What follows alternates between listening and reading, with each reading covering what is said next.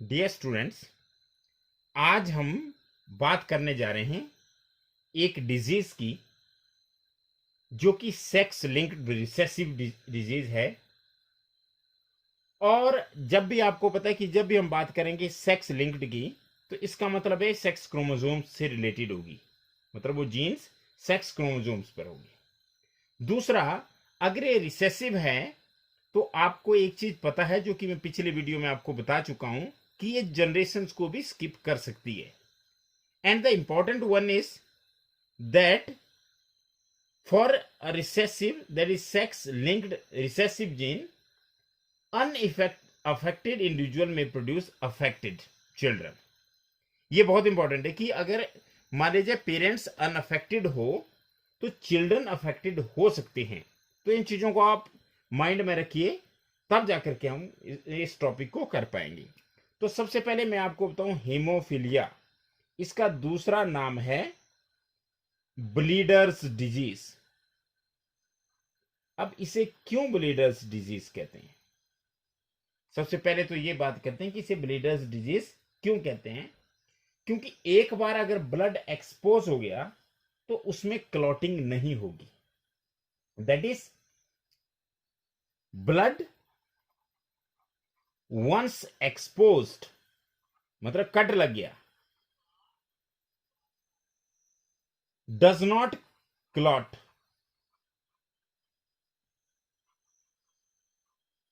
और क्यों क्लॉट नहीं करेगा? Due to the absence of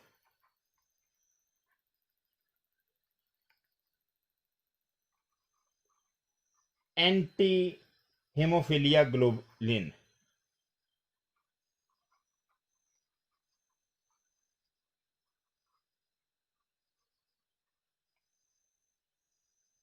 अब ये जो एंटी हेमोफिलिया ग्लोबुलिन है, ये एक प्रोटीन है, पर ये ऐसा नहीं कि हर बार इसी की कमी होगी, यही अब्सेंट होगी। ये कब अब्सेंट होगी? जब हमारे पास हीमोफिलिया किस टाइप का होगा? हीमोफिलिया ए। देखिए, ये भी मैं आपको एक नया पॉइंट बता रहा हूं जो कि एनसीईआरटी से थोड़ा सा हटके है, कि हीमोफिलिया दो टाइप का होता है, एक हीमोफिलिया ए और एक हीमोफिलिया बी। दोनों में क्या होगा कि ब्लड जब एक्सपोज होता है तो उसकी क्लॉटिंग नहीं होती है। क्यों नहीं होती है? अगर वो हीमोफिलिया ए हो तो उसकी क्लॉटिंग ये इसलिए नहीं होती क्योंकि इसमें एक जो प्रोटीन होती है which is known as anti haemophilia globulin, वो एब्सेंट होती है। अब बात रही हीमोफिलिया बी, तो हीमोफिलिया बी में क्या होगा? Due to the absence of, किसकी एब्सेंस होगी यहां पे? Plasma thromboplastin. Plasma thromboplastin. देखिए, ये बहुत इंपॉर्टेंट है कि अगर मान लिया जाए एंटी हीमोफिलिया ग्लोबुलिन एब्सेंट होगी तो उस हीमोफिलिया को बोलेंगे हीमोफिलिया ए। और अगर इसके बजाय प्लाज्मा थ्रोम्बोप्लास्टिन एब्सेंट होगी, then it is called as hemophilia B. And this hemophilia B is also known as Christmas disease. ये भी आपसे पूछा जा सकता है कॉम्पिटिटिव में कि क्रिसमस डिजीज क्या होती है। तो क्रिसमस डिजीज जो होती है वो होती है हीमोफिलिया बी। और हीमोफिलिया का क्या कारण है? हीमोफिलिया बी का कारण क्या है? हीमोफिलिया बी का कारण है एब्सेंस ऑफ प्लाज्मा थ्रोम्बोप्लास्टिन। और हीमोफिलिया ए का क्या कारण है? Absence of anti haemophilia globulin. अब मैंने आपको एक और चीज बताई कि it is a sex linked. कैसी है सेक्स लिंक्ड? कौन सी डिजीज है? रिसेसिव डिजीज है। तो रिसेसिव डिजीज है तो इसका मतलब कि अनअफेक्टेड पेरेंट्स में प्रोड्यूस अफेक्टेड इंडिविजुअल्स और अफेक्टेड चाइल्ड। तो मतलब क्या है कि जो अनअफेक्टेड कैरियर फीमेल होगी उसमें से कुछ एक मेल प्रोजनी को ये ट्रांसमिट होगी। तो ये ट्रांसमिशन कहां से होगा? इसका ट्रांसमिशन, ट्रांसमिशन का मतलब एक जनरेशन से दूसरी जनरेशन में transmission from unaffected carrier female to some of the male progeny. ऐसा नहीं कि सारे जो मेल बच्चे होंगे वो अफेक्टेड होंगे, कुछ एक मेल प्रोजनी जो होगी वो अफेक्टेड होगी। और इसका कारण मैंने बताया कि a single protein that is a part of cascade of proteins involved in the clotting of blood is affected. मतलब इसमें क्या अफेक्ट होती है, एक सिंगल प्रोटीन होती है और वो सिंगल प्रोटीन इन्वॉल्व होती है cascade of proteins. Cascade of protein का मतलब होता है कि एक प्रोटीन ने दूसरी प्रोटीन बनाई, दूसरी ने तीसरी बनाई, तीसरी ने चौथी बनाई और वो सीक्वेंस चलता जा रहा है।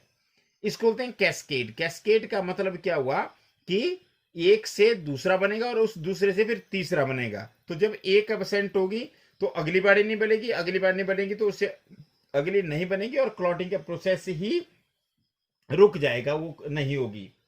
और इसकी वजह से बेसिकली क्या होता है कि जो पेशेंट होता है वो कंटिन्यूस क्या करता रहता है, ब्लीडिंग होती रहती है, चाहे उसको माइनर कट भी लग जाए।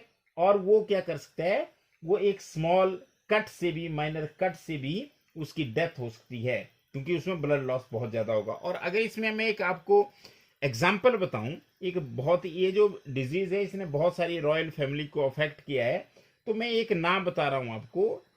ही was count Covadonga, कवाडोंगा।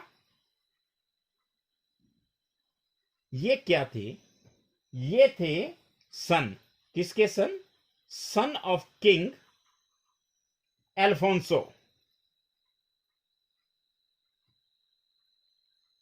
Of Spain. Spain के जो किंग थे एल्फोंसो, उनके बेटे थे काउंट कवाडोंगा। और इनको क्या हुआ, 1930 में इनको एक कट लगा, माइनर इंजरी हुई। कब हुई, 1930 में माइनर इंजरी हुई। और ऐसी इंजरी हुई कि इनका ब्लड ही नहीं रुका, ब्लड क्लॉटिंग नहीं हुई और अल्टीमेटली इनकी डेथ हो गई। तो इसका मतलब आज की डेट में भी अगर हम देखें तो there is no permanent cure for this disease. Permanent इलाज नहीं है इसका, no permanent cure for this disease. पर क्या किया जा सकता है, ट्रांसफ्यूजन ऑफ नॉर्मल ब्लड वो चेक कर सकता है।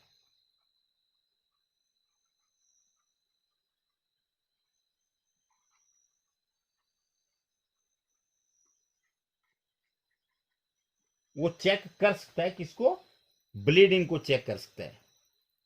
क्यों ब्लीडिंग को चेक कर सकता है, क्योंकि उसमें जो प्रोटीन एब्सेंट थी वो प्रोटीन क्या हो सकती है, वो प्रोटीन उसमें प्रेजेंट होती है। और जो कैस्केड रुका होता है, वो पूरे का पूरा प्रोसेस रुका होता है, वो चल सकता है।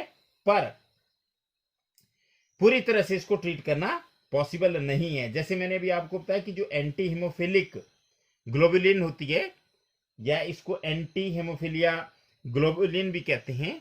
अब तो क्या होती है, ये भी अवेलेबल होती है, हीमोफिलिया ए में ये अवेलेबल होती है, क्योंकि इसके एब्सेंस जब होगी तो हीमोफिलिया ए होगा। और हीमोफिलिया ए का मतलब है कि उसमें ब्लड लॉस होगा जब माइनर कट लगेगा। चाहे हीमोफिलिया बी भी हो, उसमें भी ब्लड लॉस होगा, बस दोनों के कारण अलग अलग है। जो प्रोटीन है एक एक इसमें वो एंटी हेमोफिलिया ग्लोबुलिन है, जबकि बी के केस में प्लाज्मा थ्रोम्बोप्लास्टिन है, और जिसे और हेमोफिलिया बी को क्रिसमस डिजीज भी कहते हैं। तो इसके बाद मैं आपको एक और इंपॉर्टेंट चीज बताने जा रहा हूं कि जैसे इसमें होता क्या है, ये किसकी वजह से होती है, due to the presence of a recessive gene. क्या है इसका कॉज, क्या है, due to the presence of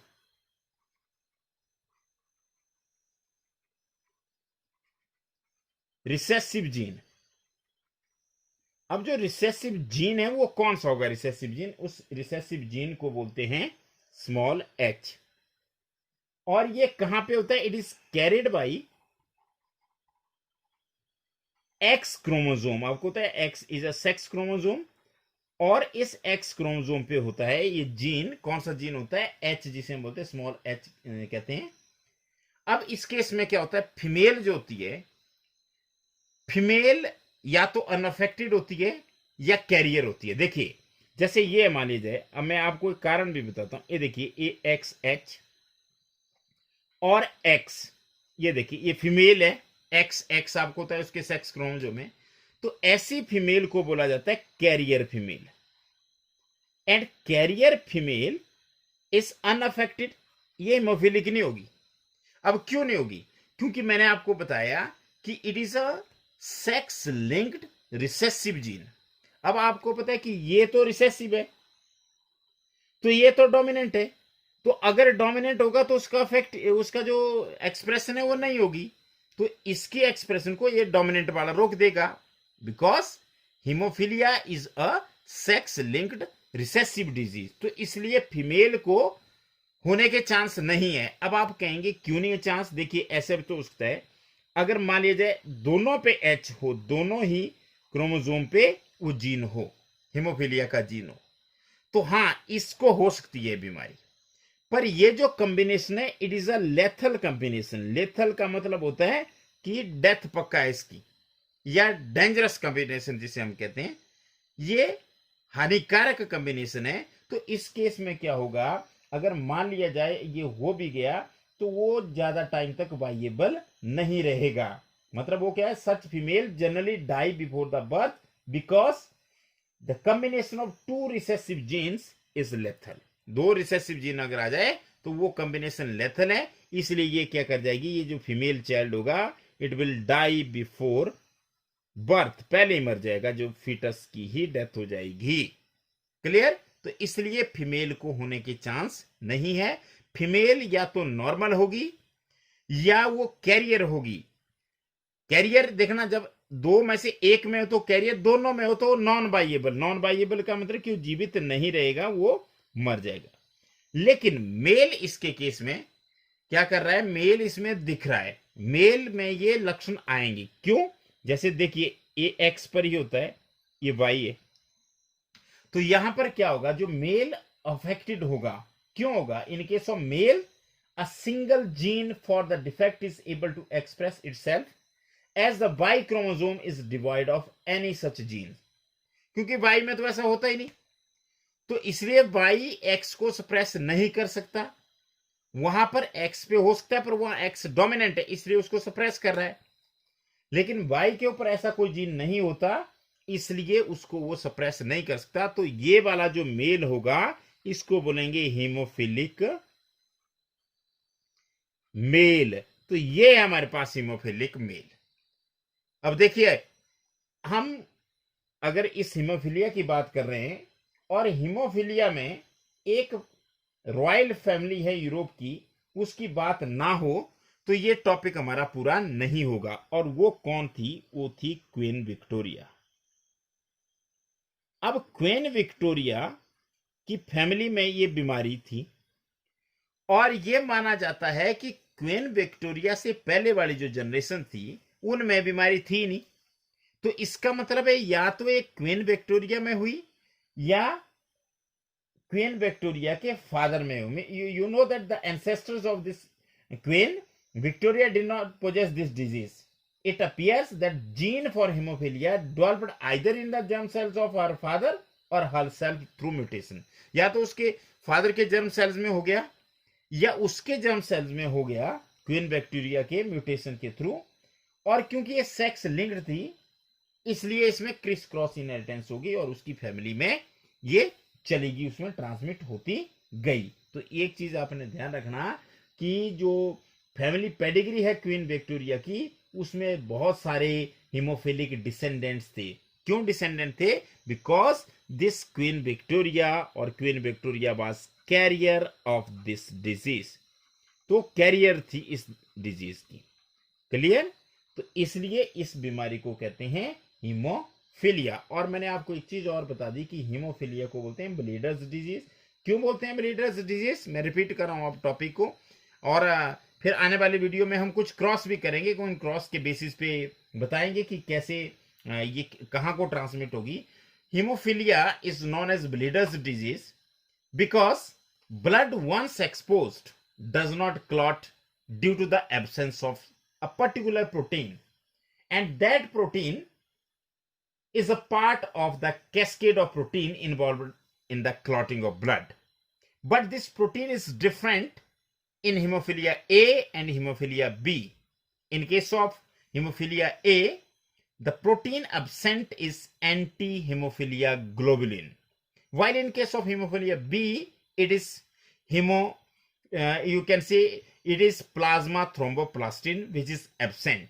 As you know, it is a sex-linked recessive disease, and the gene for this hemophilia is present on X chromosome. It may transmit from the unaffected carrier female to some of the male progeny. And some of the royal families which were affected by this disease, one example is Count Covadonga. He was the son of King Alfonso of the Spain, and he died due to minor injuries in 1930 as of, you can say, continuous bleeding. Now, there is no permanent cure for this disease, but there are some alternatives. क्या alternatives है? Transfusion of the normal blood. उससे क्या होगा, उसमें वो protein होगी और वो चेक कर सकता है ब्लीडिंग को। दूसरा, इसमें क्या किया जा सकता है कि अब जो है हमारे पास anti haemophilia globulin is also available, और ये एक रिसेसिव जीन एक्स की वजह से उसके जो कि एक्स क्रोमोसोम पे होता है, तो इसलिए फीमेल या तो नॉर्मल होगी या वो कैरियर होगी, कभी भी वो हीमोफिलिक नहीं हो सकती। क्यों नहीं हो सकती? अगर मान लिया जाए दोनों पर रिसेसिव जीन प्रेजेंट हो, दोनों एक्स पर, तो it will be a lethal combination and it will the female child will die before the birth, that is it is a non viable. ठीक है, तो ये नॉन बाइएबल कॉम्बिनेशन होगा। और मेल इसलिए अफेक्टेड होता है क्योंकि ये जो हीमोफीलिया का जीन है ये एक्स क्रोमोसोम पर होता है, बाई पर नहीं होता, तो इसलिए उसको सप्रेस नहीं कर पाता। और हमने बात की क्वीन विक्टोरिया की, कि क्वीन विक्टोरिया की फैमिली, उसके डिसेंडेंट नॉट एंसेस्टर, अगर एंसेस्टर को हम देखें तो वहां पे नहीं था, तो और ये माना जाता है कि ये या तो क्वीन विक्टोरिया के जर्म सेल्स में या उसके फादर के जर्म सेल में म्यूटेशन के थ्रू ये बनी हो, म्यूटेशन के थ्रू इसका ओरिजिन हुआ हो, ये जीन आया हो। लेकिन अगर हम डिसेंडेंट्स की बात करें तो बहुत सारे डिसेंडेंट्स ऐसे थे जिनमें ये हीमोफीलिया का जीन पाया गया, तो इसलिए queen Victoria was the carrier of this disease. और जब भी हिट्रोजाइगस का मतलब क्या होगा, हिट्रोजाइगस फीमेल का मतलब एक एक्स पे हीमोफीलिया का जीन है और दूसरे पे नहीं है, तो वो कैरियर होगी। और अगर मान लिया दोनों एक्स पे होगी तो वो नॉन बाइएबल होगा। नॉन बाइएबल का मतलब ऐसा कॉम्बिनेशन लेथल होता है और वो जीवित नहीं रह सकता, बर्थ से पहले ही उसकी डेथ हो जाती है। तो इस तरह से हम आने वाले वीडियोस में ये भी क्रॉस करेंगे कि मान लिया जाए हमारे पास क्या है कि कैरियर फीमेल है, नॉर्मल मेल है, तो क्या होगा, कैरियर फीमेल है और हीमोफिलिक मेल है तो क्या होगा, दोनों नॉर्मल है, नॉर्मल फीमेल है या हीमोफिलिक मेल है तो क्या होगा। इस तरह के क्वेश्चन हम करने की कोशिश करेंगे, पर वो आने वाली वीडियो में। Thank you very much.